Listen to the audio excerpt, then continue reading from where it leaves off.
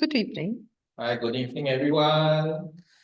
So, hello and welcome to our On the Run podcast, where we explore and share practical tips for mental health. I'm your host, Sean. Today's episode is all about setting milestones for mental wellness. We'll be diving into the importance of recognizing and celebrating our achievements on the journey to self-care. All right, to help us navigate this topic, I have my co-host here joining us today.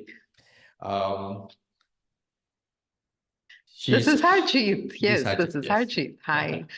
Pleasure to meet all of you for the very first time on our program, On the Run from Morning Star. All right, so let's not wait too long. I think everybody's waiting for us. Let's just kick things off by discussing what mental wellness milestones really are. Haji, can you start by shedding some light onto what is mental wellness? Right. So, as all of you are on your way back home, probably driving, probably on a public transport. On a lighter note, let me share what mental wellness is by giving a metaphor. So, mental wellness is something like a superhero cape that you wear on the inside. It's your invisible shield that protects you against chaotic villains of stress, anxiety, and self-doubt. So it is actually how you fortify your fortress against anxiety, stress, anger, and things like that, which trouble human beings, trouble us, right? On a more theoretical note, mental wellness is having your well-being in terms of your emotions, in terms of your psychological health, in terms of your social well-being. All right, so I think she's highlighted a lot for us. So the thing is, I also feel that it's about both big and small achievements that contribute to the overall self. Of course, recognizing these milestones does help us build some resilience and motivate us to continue on the path to self-improvement. What do you think, Hajit? Absolutely, absolutely. Spot on, Sean. All right. So let's move and see.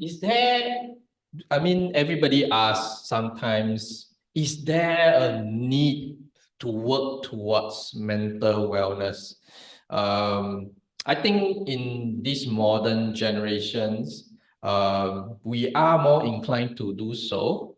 So what do you think, Hajit? Do you think there's a need? Because I do feel there's a significant need towards mental wellness nowadays, especially, and it is crucial for our well-being and quality of life. What do you think, Ajit? Yep. Yeah, you got it spot on once again, Sean. So mental wellness is something, just like we take care of our, you're hungry, you get up, have your meals, you need a new set of clothes, you go and buy it, right? Similarly, mental wellness is also a very, very important. And thanks or no thanks to COVID, this has really been brought to limelight that mental wellness is something we all need to take care of, for our own mental wellness, as well as that of our near and dear ones. So I think I understand there are a few things that we look at for mental wellness. And correct me if I'm wrong. It's usually about the quality of life. It's usually about the physical health. It's about productivity and performance. And of course, I think now because media coverage is all the rage, talking about mental health disorders, it also covers that also at the same time. So let me give a quick description of what I just mentioned earlier. So for quality of life, it's about basically enabling individuals to cope with stress, build resilience, and have positive relationships. For physical health, it's definitely about our immune system. Sometimes even chronic conditions or even cardiovascular problems. For productivity, I think all of us would talk about work, but of course, it is very important to also focus on our personal lives. And for mental health disorders, it's about the anxiety, depression, and sometimes even substance abuse. Right. Yep. Yeah, I think there is a very good coverage of the various aspects of mental health. I was keeping it on a lighter note as we are ending the day, going back home from work. But yeah, you've very succinctly covered the points, Sean. Thank you. Do you have anything else to add for this working towards mental wellness? I think you've given a good coverage of it. So the question that comes to my mind is, so what are the personal milestones that we need to place for ourselves, keeping this as a priority? So what should be the milestones for us? How can we take care of ourselves? I think for milestones, it differs from person to person. Absolutely. Like you mentioned, it's personal. Mhm. So everybody looks at personal milestones differently. Right. Yeah. I do understand for this, it takes a lot of self-reflection, a lot of awareness. Probably, Hajit, can you like give me some pointers? What are the things? So what strikes to me is mental wellness. When I look at it and think about milestones, it almost looks like a treasure map to me. So if I'm holding a treasure map, the first thing I do for mental wellness will be to look at the map, meaning to look at the bigger picture of things. Okay. Right? So many a times what happens is when we are drained down, pulled down, dragged down by, various kinds of issues that happen, we are so fixated on that little issue, we forget to look at the bigger picture. So the milestones for mental wellness would be to look at the treasure map. And then when you look at the bigger picture, then look at where is your starting point. Okay. Right? So I'm just giving you that metaphor so that, it just sinks in a slightly in a better and a more impactful manner.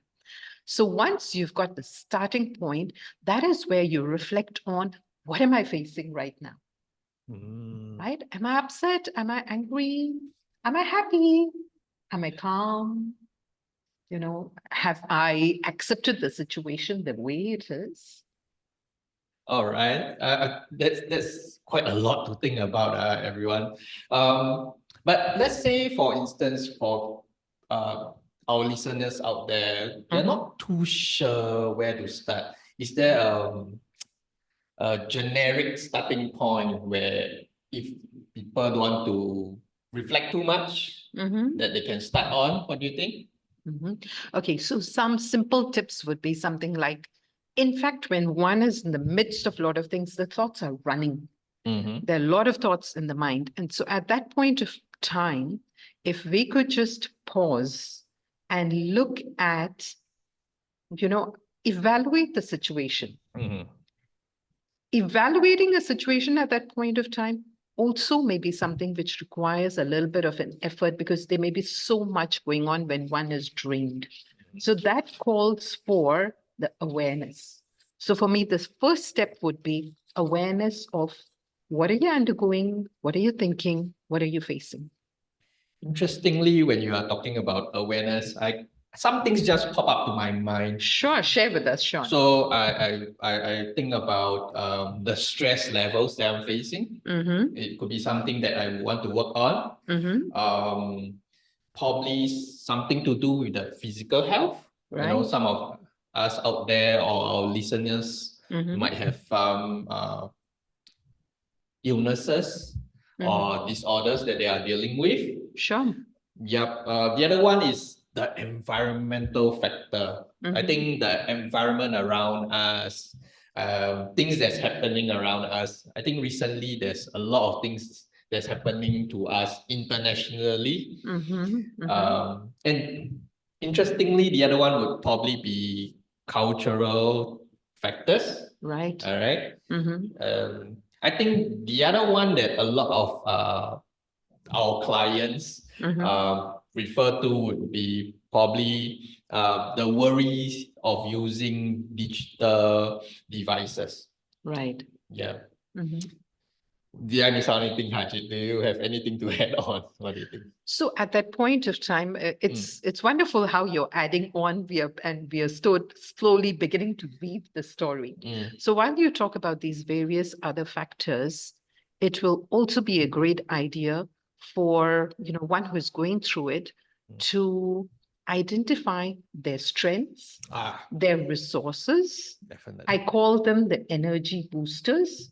So if I go back to my metaphor of the treasure map, where are your landmarks? So while you look at the treasure map, also identify while you're looking at the situation that you're experiencing, also look at your energy boosters, your support system, your friends, your family, people you can talk to, get some guidance, some sort of a direction. So you're saying that we could probably check in with our family members or friends? Absolutely. All right, I mean, that's quite helpful. But what if there are people who say, I don't want to check with my family members, I don't want to check my friends because they are probably very critical of me and very negative. What do you think we can do? Okay, so the general stance one would take is, someone who's experiencing it, the general stance they would take is, let me try to handle it on my own because I don't want to share. Maybe my friends or family don't believe me. Sometimes it is out of just that, the face, like we say here, right? Yep. So they may try to do some things on their own, which is great in the sense that let's look at the internal resources we have to take care of the issues that we are facing. So I would say that is one great starting point to look at your internal resources. All right. Not to forget that we also need to set some boundaries for ourselves for doing that. Absolutely. Yeah, because everybody has a limit. Not everybody is used to reflecting. Sometimes when you reflect, you tend to ruminate and it can go too deep at times. Right. So share a little more about the boundaries. How can our clients understand that there should still be boundaries while we self-reflect? Well, for what I understand, there are certain boundaries that we look at. So usually is the time that you have, because we are all busy people. We not only work, we have to deal with our relationships. We have to also have time for ourselves. So time is something that I think could be one of the boundaries. The other one is probably your energy levels. Yeah, if you have a low energy level and you just don't want to deal with too much, I think that's fine. And of course, your emotional well-being. So if you are upset or you feel a little bit more depressed, then you probably might not want to take on too much at once. Yeah, and you of course can say no to certain activities and certain commitments if you feel at that moment it drains you.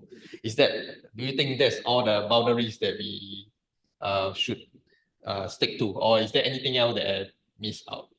So while you're sharing about the boundaries, there are two scenarios that come to my mind. There could be more than two, but two scenarios come to my mind.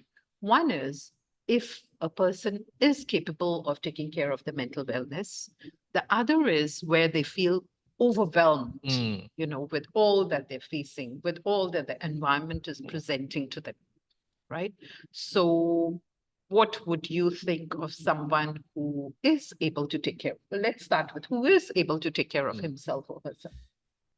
Well, for me, sometimes when I feel drained and I need to reflect or start to take care of my mental wellness, I actually write down what I want to do.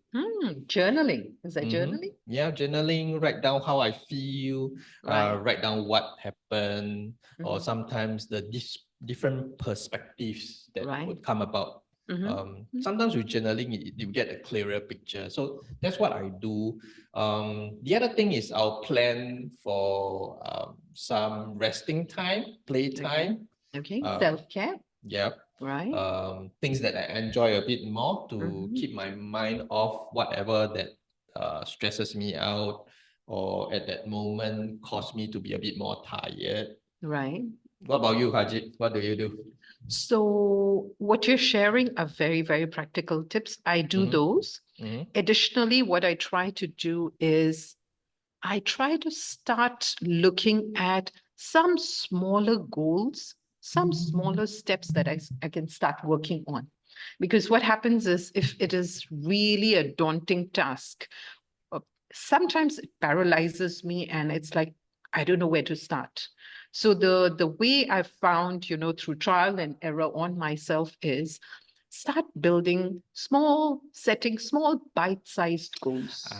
Okay. So taking things a small step at a time. Yep. All right. Yep. Yep. And when I break it down, it just seems a little more achievable instead of I'm climbing a huge mountain and I don't know what I'm going to, reach to the top of the mountain. So you're right. So because it's good that you pointed out to me and reminded me that we should take things a small step at a time. Mhm. Even for us trainers or when we are doing dealing with clients, we always tell them that they should take small steps at a time. Yep. But when it happens to ourselves, sometimes we forget. So it's good always to have friends and colleagues to remind each other. Yep. Yeah. Yep. Absolutely. Now, the other thing, what I try to do is also look at the positives. Right? Because what happens is when a person is down, we just feel this is going to be forever. Where am I? What's going to happen? But we start looking at the positives and, we get the picture, give the picture to ourselves that this is just a phase and we're going to go over it, go through it, and we'll be done soon enough, hopefully. That just brightens, at least me, that's my personal experience. It just gives me a little more energy and a little more boost to keep working towards achieving those small steps and goals. You're right. So while talking about achieving those small steps at a time, it's good to remind yourself to set those goals realistically. Right. Yeah. Although we take smaller steps, you need to make sure that it's something that you are able to achieve. Yeah. Right. Yeah. And not to forget to celebrate along the way. Right. Absolutely. Absolutely. I think that's important. We tend to forget to celebrate at times sometimes. And because of our culture, our background, we tend to look at the negatives instead. So it's very important to celebrate, I believe. Right? All right. Yep. Oh. So while we talk about, what one can do for oneself, looking at diving into the internal resources one has. So are there certain steps they can take? Are there things they can do in order to keep themselves in that state of, being balanced? I think it's very important to pay attention to your thoughts.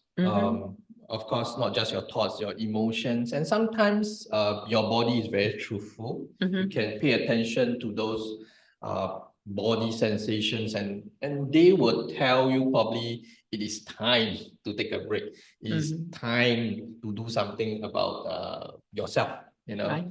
Yeah, I think that are good pointers to look out for.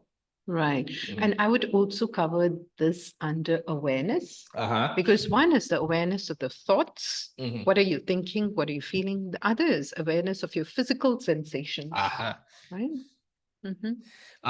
Physical sensations, do we have some examples, Hajit? What do you usually look out for physical sensations?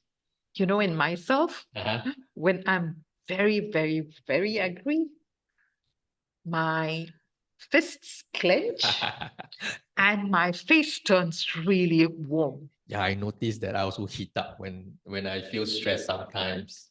And at one point of time, I didn't realize these sensations, but as I got into this practice Mhm. of family wellness, Uh-huh. I began to realize these sensations in myself. I do agree with you. I mean, it took time. I didn't start with being able to reflect or be aware of all these sensations. Mhm. But over time, when I start to take note of all Right. this, it became more familiar to me what to Mhm. look out for. Mhm. And I could actually observe myself way more earlier than I could used to be. Okay, Mm. we have an interesting question. So, Mhm. how much of self-care or me time should I be taking per week?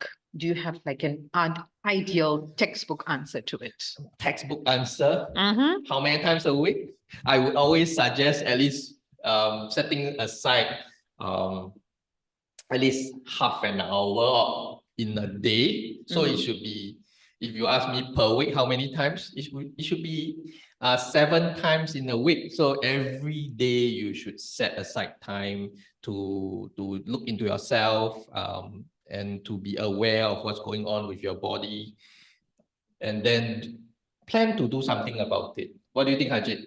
The question that comes to my mind is, I am so busy. I've got things to do. I've got my work, I've got my family, I've got all the other things that I do after office hours. How do I make the time? I think the best answer is to be able to schedule it out. I think sometimes making a timetable and telling yourself, if I don't do it, I'll probably drain myself eventually.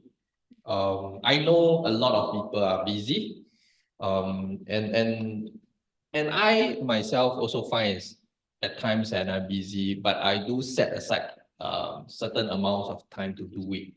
Um, I think the length of time is not really that important, but being able to take a break at times can be 5 minutes, 10 minutes. I think that would be good enough. What do you think, Hajit? The thought that crosses my mind is, if, for example, I love a cupcake in a particular bakery, I will make every effort to divert from my, usual route back home Uh-huh. to pick it up. If a friend is really important for me and I want to, be in touch with her, I will make time to go and meet her, or maybe just pick up the phone and speak to her. How about I throw a wrench inside and Please say do. that your friend is not available when you want to talk to her? How would you deal with that? How would I feel if she's not available? I would, if I'm in a very optimistic state, Yep. what I would tell myself is, I'm going to still try to make time. And this is very similar to make mental wellness your priority. And the moment it is your priority, whether it's half an hour, because it may vary from person to person. I totally agree with you. We've got to make time for it every day. You can snatch that time out from your schedule. It could be on your way back from work. You're sitting in the public transport. I've seen people who totally zone out. And I will highly recommend not swiping away on your handphone on your way back home. That could be, like a small bit of self-care time you could build up. Can I advertise for myself? Please Or do. can we advertise for us? Please do. And listening to us while relaxing on your way back home. I think that is quite relaxing too, right?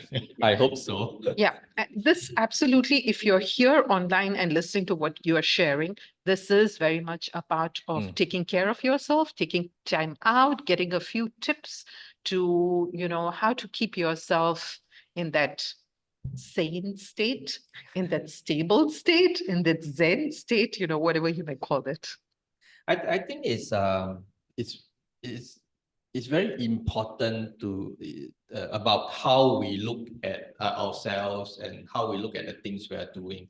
So even sometimes when you are very relaxed, you can think about certain things, and that could distract us. But it's important to remember that self-care is an ongoing process. Yeah. So we need to pull ourselves back and tell ourselves, no, this is time to take care of myself, right? Yeah, absolutely. So a reminder to ourselves that self-care, mental wellness is important. Now, we started off with, there are some of them who can use their internal resources, work on themselves. So let's go to the other side of the, the fence. Some of them may not be able to take care of themselves. So what do we do then, Sean? Well, as a professional, I would always encourage our clients, our listeners to seek professional help as a part of their mental health journey.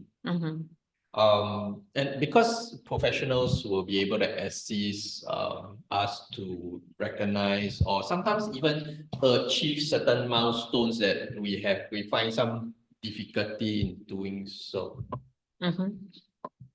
Right. Sorry. Yeah. Yeah. So I think seeking help from professionals is definitely something that is good to look out for. But of course, some of our audience or listeners are still very apprehensive.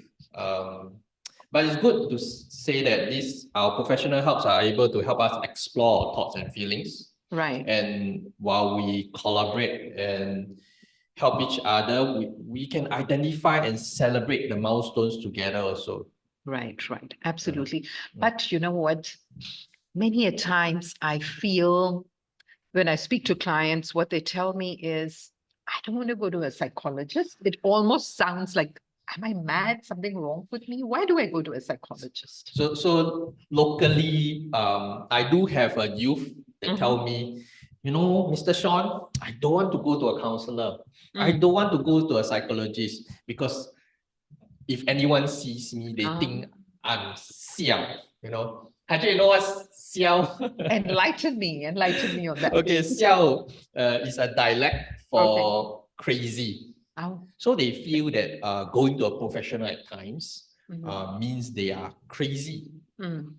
So how do I guide someone who says, I don't want to go to a psychologist or a counselor, or it could be even a psychiatrist? How do I encourage them?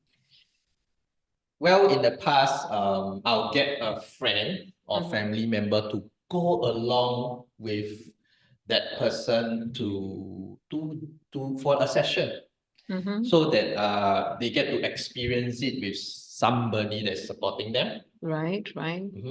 And usually after that, they don't feel that it's that scary anymore.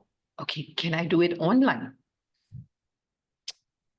Very good question. I think in modern times, a lot of people are asking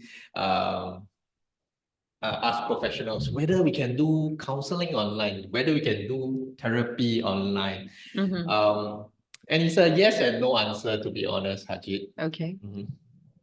Okay. So where do I find counselors? Where do I find, if I need a psychologist, where do I find them? I would like to advertise for Morningstar. So incidentally, we are from Morningstar Community Services. So I would always recommend you to come to us for counseling services, or if you need parenting services, that means you need some information or some strategies to help you. Right. You definitely come to us. Okay. What do you think, Harjit? Is there anything that I miss out about our services? Yeah. We've got marriage preparatory definitely. sessions like PrEP. We've got, programs for children called Mhm. called the Incredible Years program. Incredible, yes, Yeah, which definitely. you run as well for children. Not to forget, we also have Aspire, right, Ajit? Aspire is a program that help low-income families in the community. Right. So families that feel they need more support Right. with their children definitely could come to us and find out more information about our different programs, you know. So that's what we do, you know, as professionals. We have a whole range of programs, Mhm. and even though we do come across clients who don't want to go to a counselor, don't want to Yep. be seen going to a Mhm. counselor's office. The bottom line is, just like we go to a regular doctor for our physical conditions, Mhm. right? And you get your medicines and you are up and running. Similarly, yeah, Mhm. I think you were about to say something. You can go ahead. It's important when we take our medications and we are up and running Mhm. to maintain and stay on those medications first. Because I understand from my previous clients, a lot of them, when they start to take medication and they are up and running, they feel that they don't need medication anymore. And they could stop altogether, which could bring them back to their original issues in the first place. Yeah. Similarly, just like we Mhm. go to doctors, right, for our physical conditions, we do have professionals who are very much there to also help with our mental wellness, Mhm. right? Mhm. So the question now arises that if they are, setbacks, Mm. how does a person move forward? Irrespective of whether they've got internal resources or they're looking externally at professionals or their support system in terms of friends or family. How do they navigate the setbacks?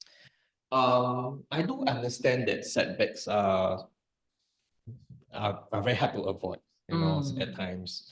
And and it will occur from time to time, even when you are on the journey to recovery, or sometimes even after you feel that you have achieved certain milestones and the setbacks occur again. So it's very important for every one of us to note that setbacks are a natural part of our journey. You know what that reminds me? Yeah. I'm not sure if you've played the game. I haven't, but I've seen people play that game. It's called Whack a Mole. Whack more. Okay, if Do you I'm know? Do you not. know the one? Do you know the game I'm referring to? It's the one where the mole appears and then you whack it.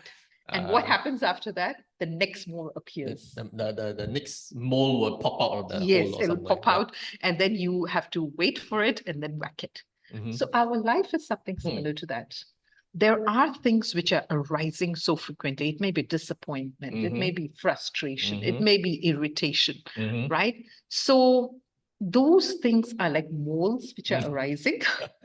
That's an interesting way to put it. So I look at my different issues as if they are moles popping out from the ground. So what do you do when one of those moles pop out? I'll What do you probably do? whack the mole, Okay. just like what you mentioned. So whack the mole, when I say whack the mole, I mean, take control of it. Take charge of handling the issue when it arises. But the important question is, how do I whack it? I'm not sure, Hajit. Would you like to tell me how do I whack it instead of physically doing it? Right. So what I was alluding to is, while we whack the mole, when you're playing the game, are you angry? Are you upset? Are you actually in control? Do you actually have a strategy such that you can put that away? What do you think, Hajit? I mean, when I play whack the mole in the past, I'll wait for the mole to pop out from the ground first. I'll try not to anticipate. Okay. Because sometimes when I anticipate the mole coming out, it doesn't.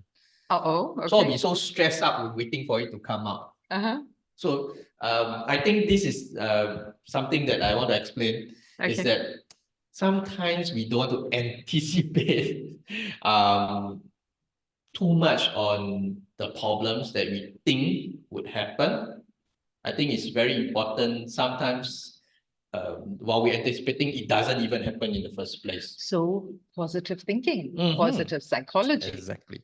Right. And Right. then when it actually appears, what happens? So I'll whack the mole again. Okay. So when we whack the mole, you actually have a strategy, which is you're in control, you are in that state of mind where Exactly. you're focused. Exactly. So while we, discuss about this metaphor, it is also about whacking or handling, whatever life throws at you with that state of mind where you feel you can get hold of the situation, where you can go through the ups and downs and still very much manage those emotions. Okay. Right.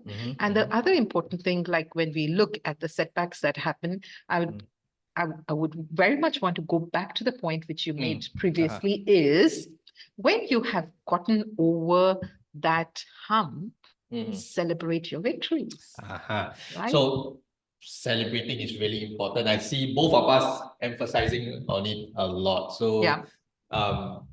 why is it important, Ajit? What do you think? What do you think is important? I feel it's important because then it reminds us that we have achieved something. Because we tend to forget at times, and we dwell on the negatives more. So same as what you mentioned, when we celebrate, we focus on the positive aspects that we have achieved. I think that's really, really important. Yeah. And also what I feel is achievements need not always be that huge, big success. Of Right? course. It could be those little fruits and flowers that you see along the way. So we appreciate even our small successes as we go through the journey of life. Yeah, because it varies from person to person, right? Everybody's success level is unique. Yeah. Of course, every achievement that we choose to celebrate is also a personal choice. Right. So sometimes being as simple as acknowledging your efforts is good enough, right? Right. Yeah. And how I'll do so is probably treat myself to something special. How about party? How about some celebration? You are right. So with partying, I sometimes also share my successes with people around me. Of course, not a random person, probably with a loved one, Sure. or with somebody that I trust, that probably would reinforce it in me.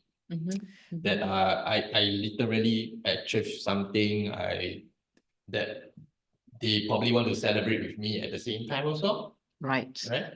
So absolutely. So it is celebrate your successes, acknowledge the little progress, even if it is little, the little progresses you make. When there is a triumph, share with your loved ones, triumph, toast to your triumph and take care of yourself. So self-care should also be something which is very, very important part of our lives. Exactly. Right. So we've had a great discussion on mental wellness, how we can take care of ourselves,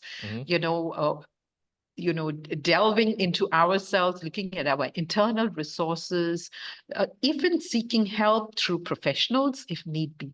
Right? We've also shared about a range of activities that Morningstar provides. Definitely. And do feel free to check out our websites also. All right. They will have definitely much more information. They will have links, they have emails to who to contact to. And of course, they will lead to certain emails that also contact us also at the same time, right? Don't forget our socials. So we are on Facebook as well as Instagram. Facebook. Do we call it Facebook now? Meta. Meta, yes. All But right. I think if you type in Facebook, you will get it. Searchable. Right. So I hope you have enjoyed and gained some gems of information, something that you could work on for your mental wellness, for your self-care. And so on this note, Sean, I would like to know, when is our next session? So our next session, incidentally, would be next month. Okay. In March. All right. I will probably be seeing us again on the 26th. Okay, Of on the March. 26th of March. Mhm. But you could follow our socials, you know, Mhm. our various social platforms, and you could get the topic as well as the dates that we're going to have it Uh-huh. next. All right. Mhm. So give me a moment. Okay, so to all our listeners, thank you for joining us today. And thank you, Harjit, for the fantastic discussion, sharing your expertise and insights. Absolutely, my pleasure, Sean. I think it's very enlightening, this Mm. conversation. Yeah. And remember that your mental health matters, and celebrating your milestones is an essential part of the process. So until next time, take care and be well. We are on the run and All see right. you at the next session. Take care. Thank you Bye-bye. so Good much. night. Bye-bye, everyone.